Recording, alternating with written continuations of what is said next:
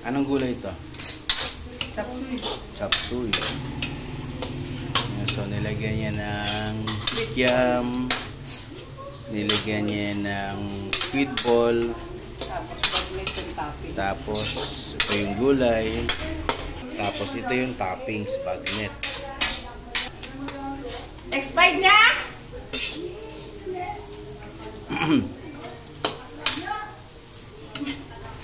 So, ngayon po ay piyesta sa Minalin. Kaya, marami sila niluluto. Ayan, binuhos na yung gulay.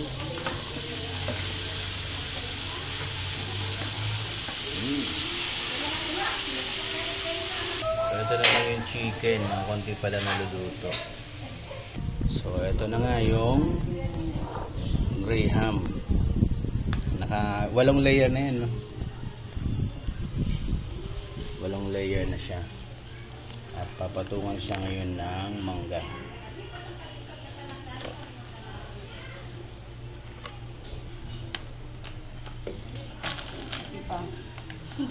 So, ito yung ibang ulam. Ayan.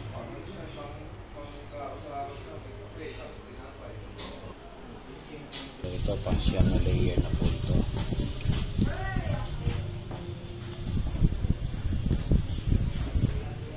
Sweet chili na chicken wings. Hindi pala chicken wings. Basta chicken lahat yan. Hindi lang wings. Ayan na. Binuhusan uli para sa pang 10 layer.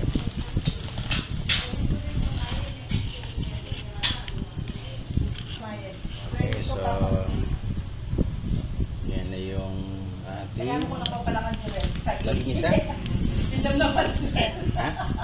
O, 10 layer na graham. At ilalagay na yung mangga. Kamayin mo na ngayon. Ayan, kinamay na po mga idol, mga pagana. Laging lang ng CR yan si Konkon. Ayan, nilagyan niya ng maraming mangga. Mamaya lalagyan daw yun ng sibuyas sa kamatis. Ayan, idol, yung graham ni Konkon. Nagmukhang fruit salad. Tingnan mo yung graham. Sabi ni Papa. Yan. Bawasan mo. Sabi ni Papa. Sinisira niyo yung timpla ng Ang dami mangga, sayang hindi naman ganyan ang pag balik mo yan. Ako mag, dyan.